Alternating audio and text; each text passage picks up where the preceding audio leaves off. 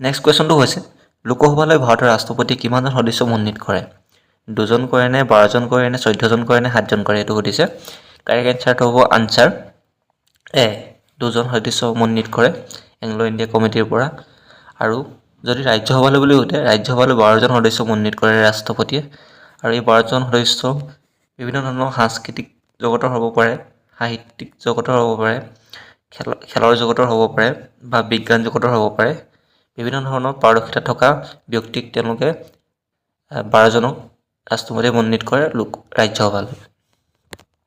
Next কুৱেশ্যনটো হৈছে লোকসভাত কিমানখন আসন SC আৰু ST ৰ বাবে সংৰক্ষণ আছে?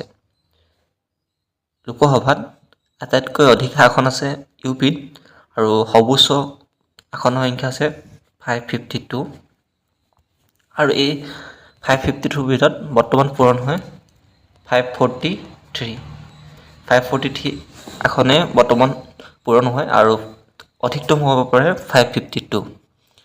আৰু লোকসভাত SC আৰু ST ৰ বাবে সংৰক্ষণৰ আসনৰ সংখ্যা হৈছে SC অৰ্থাৎ চিডিউল কাষ্টৰ কাৰণে আছে 84খন আৰু চিডিউল ট্ৰাইবৰ কাৰণে আছে 47খন।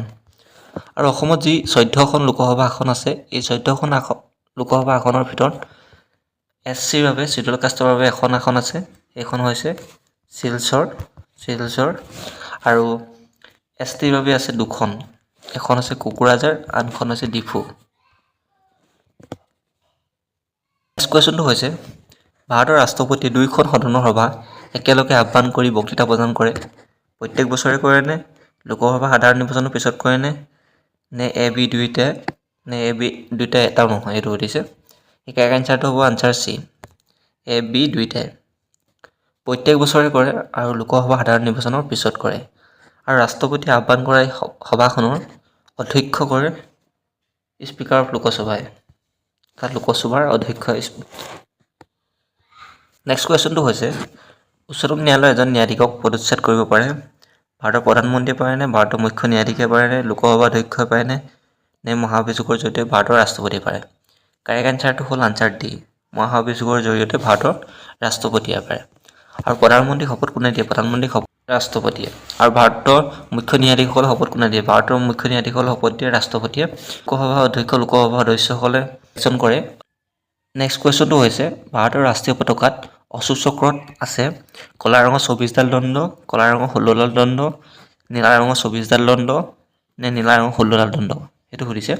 কাৰেক্ট এনচাৰটো হ'ল আনচাৰ C নীলা ৰঙৰ 24ডাল দণ্ড আছে। নেক্সট কুৱেশ্যনটো হৈছে ভাৰতীয় সংবিধানৰ মৌলিক কৰ্তব্য কিমান চনত সন্নিৱিষ্ট কৰা হৈছিল?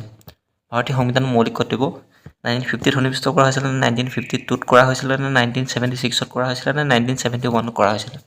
কাৰেক্ট এনচাৰটো হ'ব আনচাৰ C 1976 চনৰ 42তম সংবিধান সংশোধনীৰ জৰিয়তে মৌলিক অধিকাৰসমূহ সংবিধানত সন্নিৱিষ্ট কৰা হয়। আৰু কেতিয়াবা সুধিব পাৰে যে কোনখন কমিটিৰ আধাৰত মৌলিক অধিকাৰসমূহ সন্নিৱিষ্ট কৰা হৈছিল ভাৰতীয় সংবিধানত? তেতিয়া হ'ব সুৰাগ সিং কমিটি। নেক্সট কুৱেশ্যনটো হৈছে ভাৰতৰ আত্মা গাঁৱতে বাস কৰে কথাষাৰ কোনে কৈছিল? বিনোবা ভাৱে কৈছিলে নে জয়প্ৰকাশ নাৰায়ণে কৈছিলে নে জৱাহৰলাল নেহৰুৱে কৈছিলে নে মহাত্মা গান্ধীয়ে কৈছিলে এইটো সুধিছে। কাৰেক্ট এনচাৰটো হ'ব মহাত্মা গান্ধীয়ে কৈছিল ভাৰতৰ আত্মা গাঁৱতে বাস কৰে বুলি। নেক্সট কুৱেশ্যনটো হৈছে ব্যক্তিগতভাৱে অলিম্পিকত কোনে স্বৰ্ণ পদক লাভ কৰিছিল? গগন নাৰংগে লাভ কৰিছিল নে অভিনন্দন বিন্দ্ৰাই লাভ কৰিছিল নে সুশীল কুমাৰে লাভ কৰিছিল নে ৰাজ্যবৰ্ধন ৰাথোৰে লাভ কৰিছিলে সেইটো সুধিছে। কাৰেক্ট এনচাৰটো হ'ব আনচাৰ B অভিনৱ বিন্দ্ৰাই লাভ কৰিছিল। নেক্সট কুৱেশ্যনটো হৈছে কোনজন খেলুৱৈক অৰ্জুন বঁটা, দ্ৰোণাচাৰ্য বঁটা, ৰাজীৱ গান্ধী খেলৰত্ন বঁটা, পদ্মশ্ৰী সন্মান প্ৰদান কৰা হৈছিল? এই আটাইকেইটা বঁটা কোনজন খেলুৱৈক প্ৰদান কৰা হৈছিল? অভিনৱ বিন্দ্ৰাক নে শচীন তেণ্ডুলকাৰক নে পুলেলা গোপীচন্দক নে সৌৰভ গাংগুলীক সেইটো সুধিছে। কাৰেক্ট এনচাৰটো হ'ব আনচাৰ C পুলেলা গোপীচন্দক। আৰু তেওঁক অৰ্জুন এৱাৰ্ড দিছিলে 1999 আৰু দ্ৰোণাচাৰ্য এৱাৰ্ড দিছিলে তেওঁক 2009 চনত আৰু ৰাজীৱ গান্ধী খেলৰত্ন এৱাৰ্ড দিছিলে 2001 চনত আৰু পদ্মশ্ৰী দিছিলে তেওঁক 2005 চনত। তেওঁ আৰু এটা বঁটা পাইছিলে সেইটো হৈছে পদ্মবিভূষণ পাইছিলে 2014। পদ্মবিভূষণ। শচীন তেণ্ডুলকাৰে ভাৰতৰত্ন বঁটা লাভ কৰিছিলে। তেওঁ হৈছে প্ৰথম খেলুৱৈ যি নেকি ভাৰতৰত্ন এৱাৰ্ড লাভ কৰিছে। নেক্সট কুৱেশ্যন হৈছে প্ৰাক্তন ফুটবল খেলুৱৈ বৰ্তমান মণিপুৰৰ মুখ্যমন্ত্ৰী শ্ৰী এন বীৰেন সিঙে কেন্দ্ৰীয় চৰকাৰৰ কোনটো সন্থাৰ সেৱা আগবঢ়াইছিল সুধিছিলে। CRPFত নে BSFত নে আছাম ৰাইফলছত নে CISFত এইটো সুধিছে। কাৰেক্ট এনচাৰটো হ'ব answer B BSF border security ফ'ৰ্চত। আৰু তেওঁ বৰ্তমান মণিপুৰৰ 12তম CM চিফ মিনিষ্টাৰ। কেতিয়াবা সুধিব পাৰে যে মণিপুৰৰ বৰ্তমান কোনটো দলৰ চৰকাৰ চলি আছে, তেতিয়া হ'ব BJP ভাৰতীয় জনতা পাৰ্টি। নেক্সট কুৱেশ্যনটো হৈছে হিমা দাসৰ উপনাম কি? Smith queen, Dhing express, tech queen নে তুফান মেল? কাৰেক্ট এনচাৰটো হ'ব ধিং এক্সপ্ৰেছ আনচাৰ বিটো। হিমা দাস কোনটো খেলৰ লগত জড়িত সুধিব পাৰে, তেতিয়া হ'ব দৌৰ। নেক্সট কুৱেশ্যনটো হৈছে কিমান চনত ভাৰতে অলিম্পিকত অংশগ্ৰহণৰ আৰম্ভণি কৰিছিল? 1900 চনত নে 1904 চনত নে 1912 নে 1952 চনত? কাৰেক্ট এনচাৰটো হ'ব আনচাৰ এ 1900 চনত। 1900 চনত ভাৰতে অলিম্পিকত প্ৰথম অংশগ্ৰহণ কৰিছিল। নেক্সট কুৱেশ্যনটো হৈছে ইষ্ট ইণ্ডিয়া কোম্পানীয়ে কছাৰী ৰাজ্য কাঢ়ি লৈছিল কাৰণ আন ৰাজ্যৰ সৈতে জোটবন্ধন, অব্যৱস্থাপনা, ইষ্ট ইণ্ডিয়া কোম্পানীৰ বিৰুদ্ধে ষড়যন্ত্ৰ নে দ্বিতীয় হৈছে ডেক্ট্ৰনিয়া অফ লেপছ? কাৰেক্ট এনচাৰটো হ'ব ডেক্ট্ৰনিয়া অফ লেপছ আনচাৰ ডি। তাৰ মানে হৈছে যে সেই সময়ত কছাৰী ৰাজ্যত যোনজন ৰজাই ৰাজত্ব কৰিছিল সেই ৰজাজনৰ কোনো ধৰণৰ পুত্ৰ সন্তান নথকাৰ কাৰণে তেওঁ উত্তৰাধিকাৰী সেই আসন লাভ নকৰিলে। তাৰপিছত এই কছাৰী ৰাজ্যখন সম্পূৰ্ণৰূপে ইষ্ট ইণ্ডিয়া কোম্পানীৰ হাতলৈ গুচি আহে। নেক্সট কুৱেশ্যনটো হৈছে শালস্তম্ভ সাম্ৰাজ্যৰ সময়ত কোনটো মন্দিৰ নিৰ্মাণ কৰা হৈছিল?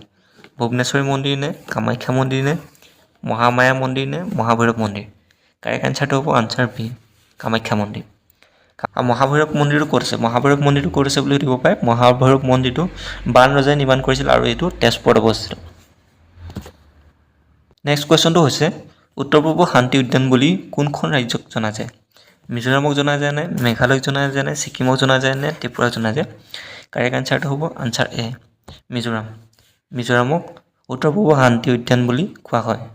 মিজোৰামৰ কেপিটেল আইজল, মেঘালয় শ্বিলং, ছিকিম গেংটক, ত্ৰিপুৰা আগৰতলা। নেক্সট কুৱেশ্যনটো হৈছে গুৱাহাটীৰ প্ৰথম শৰাইঘাট দলংখন কিমান চনত নিৰ্মাণ কৰা হৈছিল? 1952ত নে 1960ত নে 1962ত নে 1965ত? কাৰেক্ট এনচাৰটো হ'ব আনচাৰ চি 1962।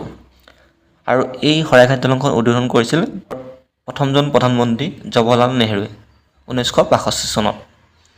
আৰু শৰাইঘাট দলংখনে কোন দুখন ঠাইক সংযোগ কৰে হ'ব, তেতিয়া হ'ব বাৰীৰ পৰা আৰু এইফালে আমিনগাঁও, এই দুখন ঠাইক সংযোগ কৰে। নেক্সট কুৱেশ্যনটো হৈছে বিশ্বকাপ ক্ৰিকেট টুৰ্ণামেণ্টত ভাৰতে পাকিস্তানক কিমানবাৰ হৰুৱাইছিল? 5 বাৰ নে 7 বাৰ নে 8 বাৰ নে 2 বাৰ?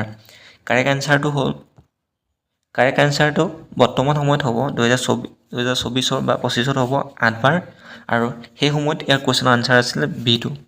কিন্তু বৰ্তমান 8 বাৰ হ'ব কিয়নো 2023 চনৰ যি ৱৰ্ল্ড কাপ হ'ল সেই ৱৰ্ল্ড কাপতো ভাৰতে পাকিস্তানক পৰাস্ত কৰিলে। নেক্সট কুৱেশ্যনটো হৈছে অমিত প্ৰভা কাৰ জীয়ৰী আছিল যি কাশ্মীৰৰ ৰাজকুমাৰ মেঘবাহনৰ সৈতে বিয়া হৈছিল? ভূতি বৰ্মন নে কল্যাণ বৰ্মন নে ভাস্কৰ বৰ্মন নে বল বৰ্মন? কাৰেক্ট এনচাৰটো হ'ব আনচাৰ ডি বল বৰ্মন। অমিত প্ৰভা বল বৰ্মনৰ জীয়ৰী আছিল যি কাশ্মীৰৰ ৰাজকুমাৰ মেঘবাহনৰ সৈতে বিয়া হৈছিল। আৰু এই অমিত প্ৰভাৰ বিষয়ে কালহানৰ ৰাষ্ট্ৰৰংগিনীত উল্লেখ আছে। নেক্সট কুৱেশ্যনটো হৈছে সোণালী বান্দৰ ক'ত পোৱা যায়? পবিতৰাত নে লাওখোৱাত নে চক্ৰশিলাত নে পানীডিঙত? কাৰেক্ট এনচাৰটো হ'ল আনচাৰ চি চক্ৰশিলা। চক্ৰশিলাখন ক'ত আছে? কোকৰাঝাৰ ডিষ্ট্ৰিক্টত আছে। তাৰপিছতে পানীডিং ক'ত আছে? পানীডিং ৱাইল্ড লাইফ বাৰ্ড চেঞ্চুৰী যিখন শিৱসাগৰ ডিষ্ট্ৰিক্টত আছে। লাওখোৱাখন আছে নগাঁও ডিষ্ট্ৰিক্টত। পবিতৰা আছে মৰিগাঁও ডিষ্ট্ৰিক্টত। নেক্সট কুৱেশ্যনটো হৈছে আহোম সাম্ৰাজ্যৰ দিনত মুদ্ৰাৰ আকৃতি আছিল বৃত্তাকাৰ আছিল নে আয়তাকাৰ আছিল নে বৰ্গাকাৰ আছিল নে অষ্টভুজ আকৃতি আছিল? কাৰেক্ট এনচাৰটো হ'ব আনচাৰ ডি অষ্টভুজাকৃতি। নেক্সট কুৱেশ্যনটো হৈছে ৰাজ্যসভাত অসমৰ সাংসদৰ সংখ্যা কিমান? 6জন নে 12জন নে 14জন নে 7জন? কাৰেক্ট এনচাৰটো হ'ব আনচাৰ ডি 7জন। ৰাজ্যসভাত অসমৰ সাংসদৰ সংখ্যা আছে 7জন। নেক্সট কুৱেশ্যনটো হৈছে কোনগৰাকী ৰজাৰ দিনত মহাপুৰুষ শংকৰদেৱে এখনীয় নাম ধৰ্ম প্ৰতিষ্ঠা কৰিছিল? চিলাৰায়ৰ দিনত নে নৰনাৰায়ণৰ দিনত নে ভাস্কৰ বৰ্মনৰ দিনত নে বিশ্বসিংহৰ দিনত? কাৰেক্ট এনচাৰটো হ'ব আনচাৰ বি নৰনাৰায়ণৰ দিনত। নেক্সট কুৱেশ্যনটো হৈছে শিৱদৌল কোনগৰাকী ৰাণীয়ে নিৰ্মাণ কৰিছিল? ফুলেশ্বৰীয়ে নিৰ্মাণ কৰিছিলে নে অম্বিকা কোঁৱৰীয়ে নিৰ্মাণ কৰিছিলে নে মূলা গাভৰুৱে নিৰ্মাণ কৰিছিলে নে কোৰাংগীয়ে নিৰ্মাণ কৰিছিল? কাৰেক্ট এনচাৰটো হ'ব আনচাৰ বি অম্বিকা কোঁৱৰীয়ে নিৰ্মাণ কৰিছিল। আৰু অম্বিকা কোঁৱৰী শিৱসিংহৰ পত্নী আছিল। শিৱসিংহই নিজে আসনত নবহি তেওঁ প্ৰথম পত্নী ফুলেশ্বৰীক বৰৰজা পাতিছিলে। তাৰপিছত তেওঁ দ্বিতীয় পত্নী অম্বিকাক বৰৰজা পাতিছিলে। নেক্সট কুৱেশ্যনটো হৈছে মহাৰাজা ধীৰাজ বুলি কাক কোৱা হয়? ভাস্কৰ বৰ্মনক কোৱা হয় নে সমুদ্ৰ বৰ্মনক কোৱা হয় নে পুষ্য বৰ্মনক কোৱা হয় নে ইয়াৰ এজনক কোৱা নহয়? সেইটো সুধিছে। মহাধীৰাজ বুলি পুষ্য বৰ্মনক কোৱা হয়। নেক্সট কুৱেশ্যনটো হৈছে শিশু সাহিত্যিক কীৰ্তি হ'ল বিক্ৰম ছেঠ নে জৱাহৰলাল নেহৰু নে ৰবীন্দ্ৰনাথ ঠাকুৰ নে অৰুন্ধতী ৰয়? কাৰেক্ট এনচাৰটো হ'ব answer C Rabindranath Thakur. Next কুৱেশ্যনটো হৈছে লিভিং হিষ্টৰী নামৰ আত্মজীৱনীখনৰ লেখক কোন? মাৰ্গাৰেট থেচাৰ নে বেনজিৰ ভুট্টো নে মল্লিকা লিওনক্সি নে হিলাৰ কিল্টন? কাৰেক্ট এনচাৰটো হ'ব Hillary Clinton. Answer D. Next কুৱেশ্যনটো হৈছে ভাৰতৰ অৰ্থনীতি হ'ল পুঁজিবাদী নে সমাজবাদী নে মিশ্ৰ নে ফেডাৰেল? কাৰেক্ট এনচাৰটো হ'ব মিশ্ৰ। ভাৰতৰ অৰ্থনীতি হৈছে মিক্স অৰ্থনীতি।